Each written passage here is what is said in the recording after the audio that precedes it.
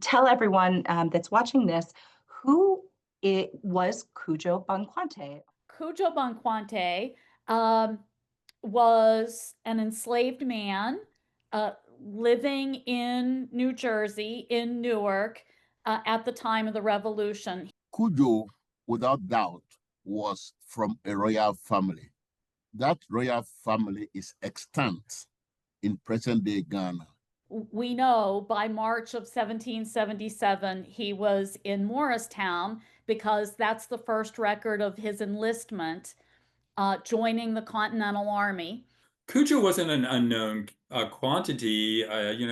Charles Cummings wrote about him. He appears in kind of cameo appearances in a lot of earlier works about the American Revolution as a Black soldier, an enslaved soldier from New Jersey who was a patriot.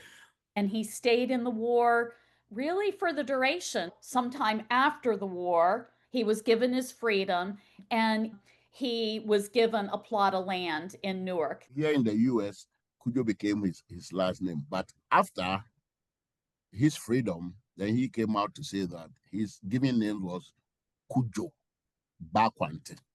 And, I like to say what made him a hero was his, military service, giving us the country that, we know and love. But what makes him a role model, in addition, is what he did with that plot of land. And he started this business, a horticulture business, growing plants, importing plants, selling plants. And by the time he died at something like 100 years old, he, was really very well established as a Newark businessman. So we named the project honoring Cudjo Banquante. It was not only honoring his bravery during the war and his ability, but for maintaining this deep love of life, love of people, and his exceptional way. Kofi was able to trace the path that Cudjo Banquante's children took after Cudjo died. From Newark to Trenton to other states, and finally we landed in Cleveland, Ohio, which is where one of the descendants lived. And we were able to keep in contact with them. And actually there were probably close to, I think, 10 members of the family who joined us. As I recall, this project started with the very simple idea of a historical marker, yes, and an event for yes, that happening. Yes. That's where we started. Yes. And we ended up with 20 events, yeah. Art and genealogy yeah. and public lectures. It was history and literature and opera, for crying out loud. My goodness. So can you take us a little bit through, how did this grow? Well, Bobbi called me and she said they wanted to put a marker on the place where his land and his acre of land was. And I said to her, I just feel that if we're going to put a marker honoring Cudjo, it should be someplace that's visible. I thought of the New Jersey Performing Arts Center because that is where he was buried. And then if we want people to know that it's there and to see it, we have to publicize that. And we can do that by the ceremony when we place the marker.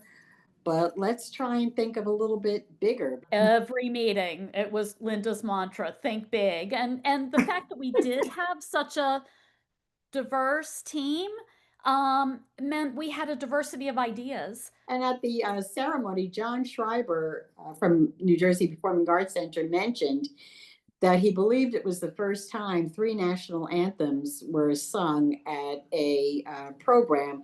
There we had the American National Anthem, the Ghanaian National Anthem, and the Negro National Anthem. We tried to be as inclusive as we could in all of our events. But I thought it was a wonderful week. And frankly, a week like Newark has never seen. Thinking about complicated stories that are always part of our history here in the United States, but jumping into them, actually talking about them, being very open to say, no, we've not always done a great job of saying this. is such an important way for us to explore our history.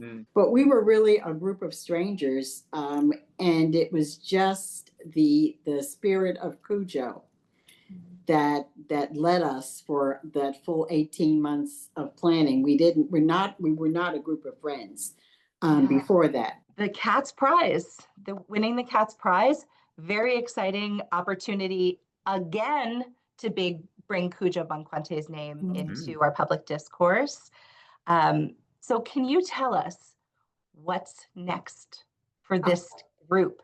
But a curriculum will be available for the schools. I think it's grades 2 through 12 or 3 through 12 that we have a curriculum guide for.